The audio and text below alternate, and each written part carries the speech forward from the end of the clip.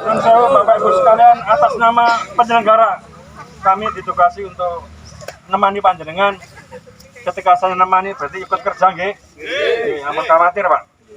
Jadi kita persiapan lahan sebenarnya banyak sekali.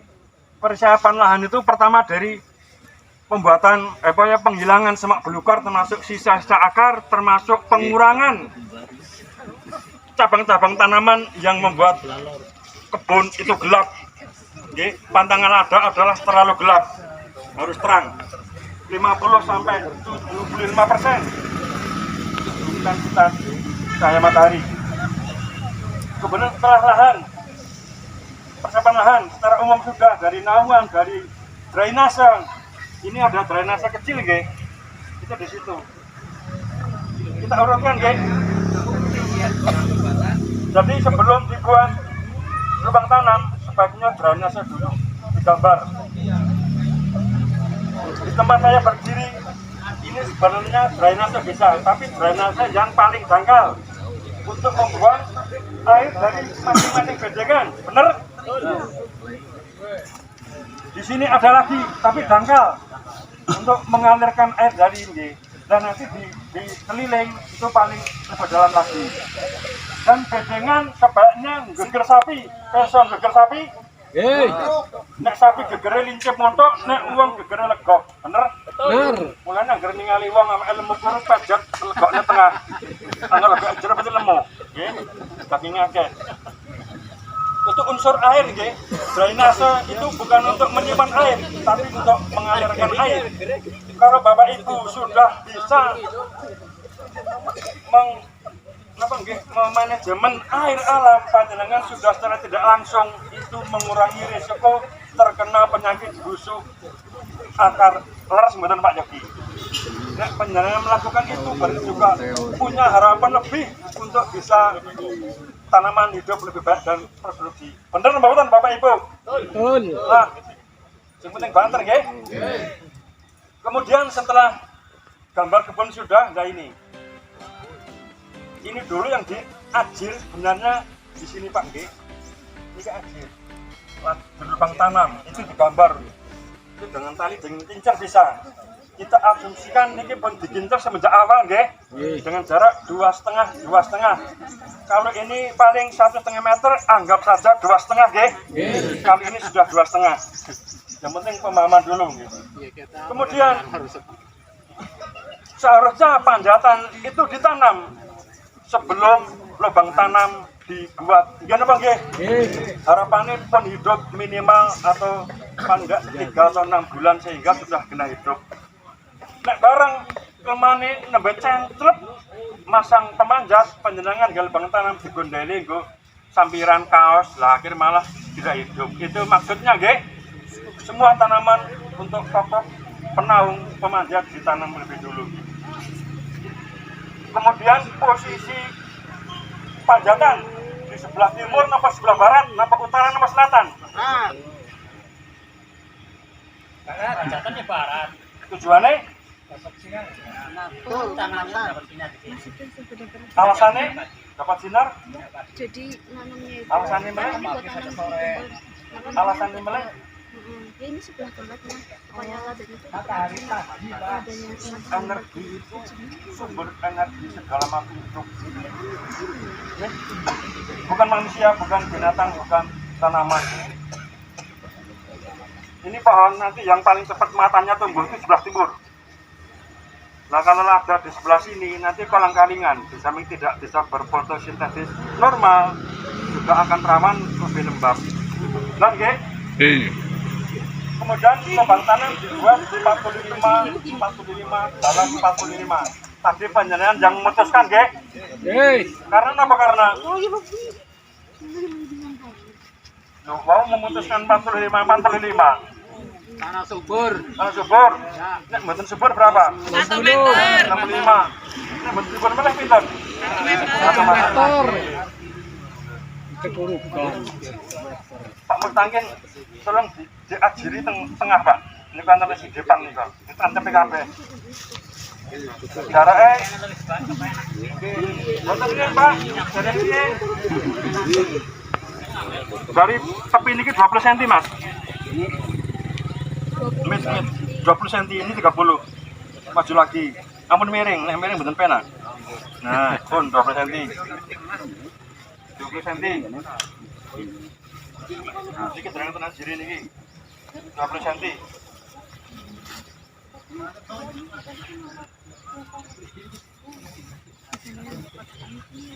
Kalau ajir untuk modal tanam itu dengan bambu biasa nih, nggih. Dengan bambu tapi dua ujung diwarnai merah. Tinggal bae. Niki bawon Pak dengan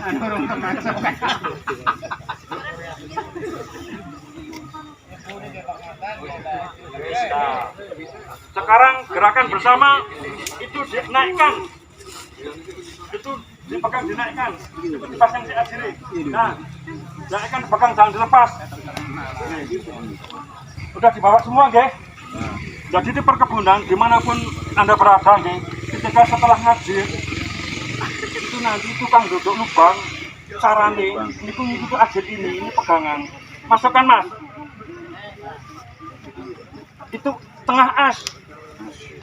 Kudu padha nggih. Nah, kudu sama. Sama ke mas, arahnya ini. Kayak kabeh. Nah, nanti apa Pak?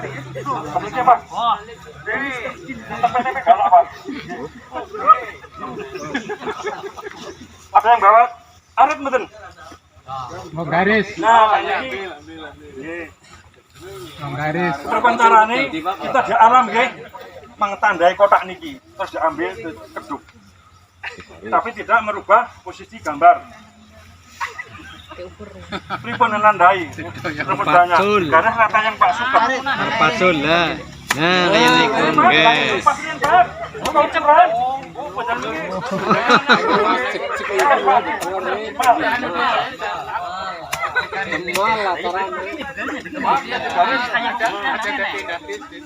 Nah, lebih lebar kan lebih baik daripada kesulitan.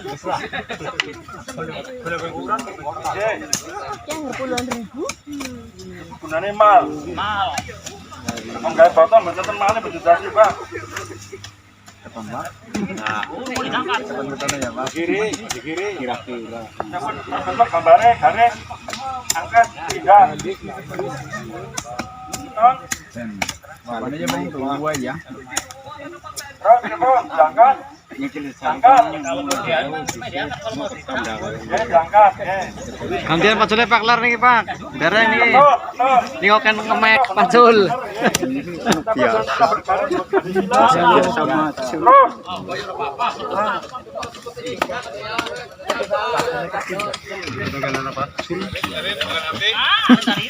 Sudah kurang gede ya.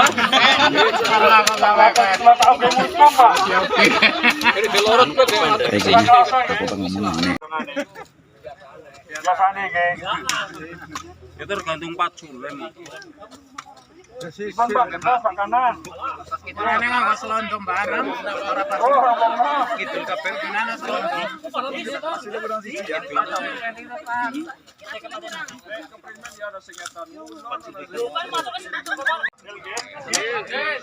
Nah, Pak, dia sama Pak Bayu bagian apa nih? Casing tanah.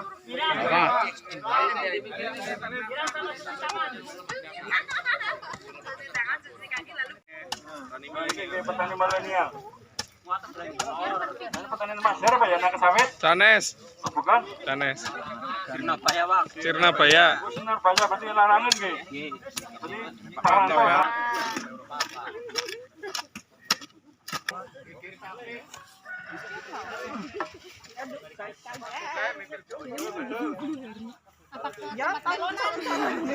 Kayak gini nunggu dong bulu di namanya mana gini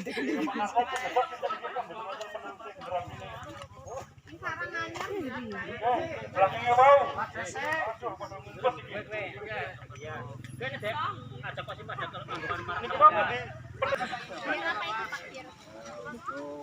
Europe, ya.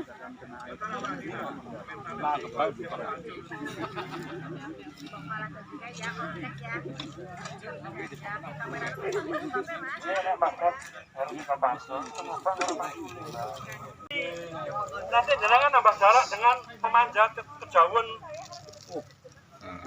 Jadi ini sebagai as. Sebelah timur. Manjatnya mobil. Dengan perasaan. Sama dijirat.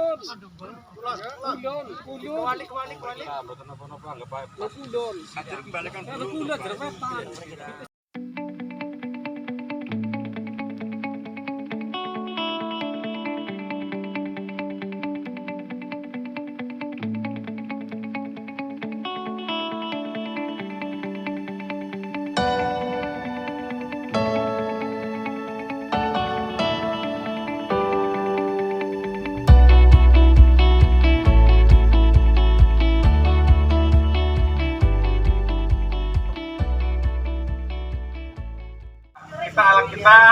Alat pengukur kadar air 15,8. Kadar airnya 15%.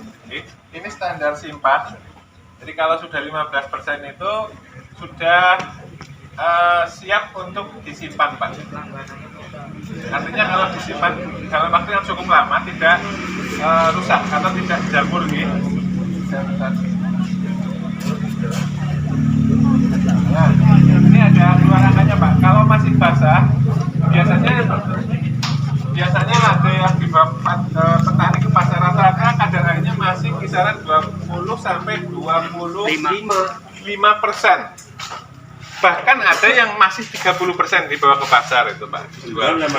Awal-awal kita juga menampung banyak yang masih 20%. Ada yang 22% awal datang, tapi kita mencoba memberikan edukasi ke petani sehingga akhir-akhir ini banyak yang sudah paham sehingga petani sudah mau menjemur lada sampai kekeringan yang kita harapkan. Nah, berapa harga yang kita terima, Pak, di gudang ini? Kita fair saja, transparan, kita membeli 75.000 per kilo saat ini. Ya bersih ya, dalam kondisi bersih, tapi ya sudah di blower seperti ini, Pak. Tapi kalau belum bersih, karena bervariasi, petani datang sampai ke gudang ini juga ternyata masih kotor, Pak. Nah, masih banyak campuran, ada biji hitam, kemudian biji enteng juga. Nah, ini setelah di blower, kalau memang sudah betul-betul bersih, standarisasi harganya kita diangkat 75. Tapi kalau belum, kita masih di bawah itu, tergantung seperti apa nanti kita lihat kondisi ladanya.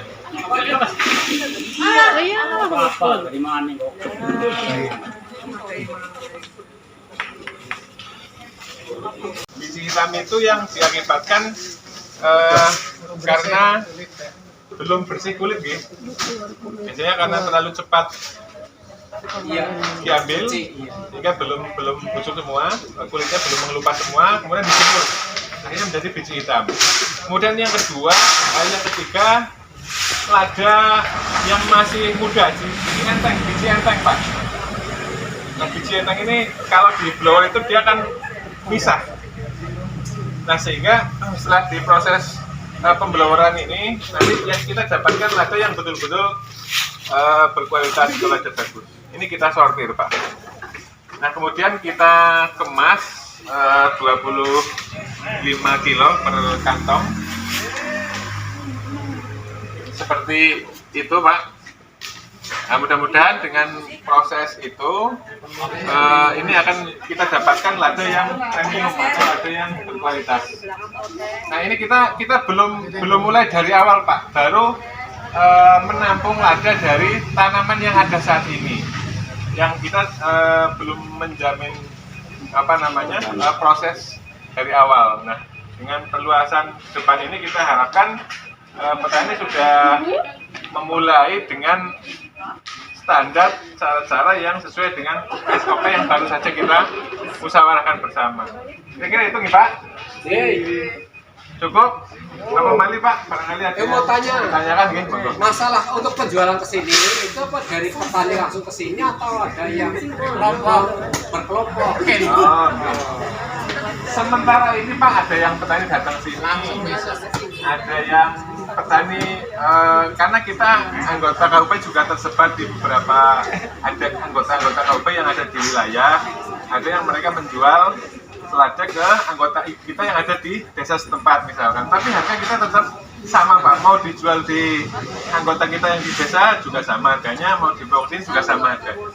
Tapi next BWPPT lewat kelompok. Insya Allah ya. Next nanti kerjasama kita, kalau BUMPPT atau korporasinya nanti sudah terbangun, insya Allah sistem pemasarannya akan kita atur seperti itu Pak.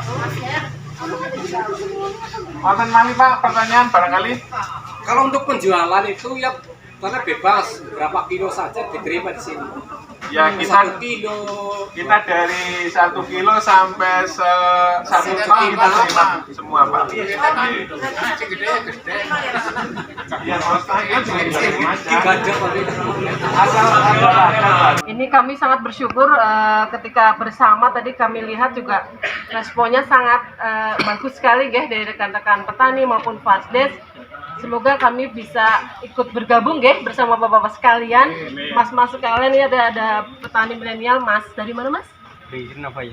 Surabaya, Larangan ya. Nangka sawit satu itu, nangka sawit mana? Iya.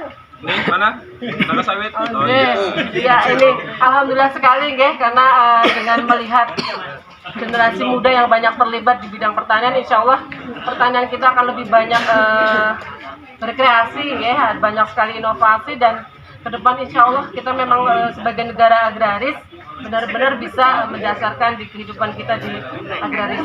Terkhususan ini lada ya, karena ini istilahnya harta kita ya, aset kita dan memang komoditas yang seksi kalau saya bilang. Kenapa seksi? Karena banyak sekali yang berminat dan banyak sekali yang mungkin sudah menggandeng Mas Yogi ya, tapi alhamdulillah terima kasih Mas Yogi dan rekan-rekan tetap eksis memegang komitmen ya kita untuk memajukan petani baik secara SDM-nya maupun kesejahteraannya, sehingga seperti harapan kita semua nanti kita bisa bersama-sama seiring sejalan segerbong untuk menuju kesuksesan bersama demi kebaikan kita semua ya. Amin. Amin. Semoga Allah memudahkan semuanya dan memberkahi kita semua. Kita tetap fight, semangat terus. Saya melihat seperti ini saya semakin semangat ini Mas Yogi. Insya Allah istilahnya walaupun semakin kesini lahan pertanian semakin kecil ya, tapi kalau kita sudah dari awal sudah mencintai pertanian, generasi muda juga iya, insya Allah ke depan kemungkinan pertanian kita bisa kembali jaya seperti dahulu. Amin. Mungkin demikian dari kami. Mohon maaf apabila banyak kekurangan atau ada hal yang kurang berkenan. Kami akhiri wabillahi hidayah. Dan dengan mengucap kalimat tahmid bersama, alhamdulillahirobbilalamin, acara pelatihan dan pembahasan SOP lada dan juga pasca panen lada dengan resmi kami nyatakan ditutup. Oke, terima kasih wabillahi hidayah. Assalamualaikum warahmatullahi wabarakatuh. Waalaikumsalam.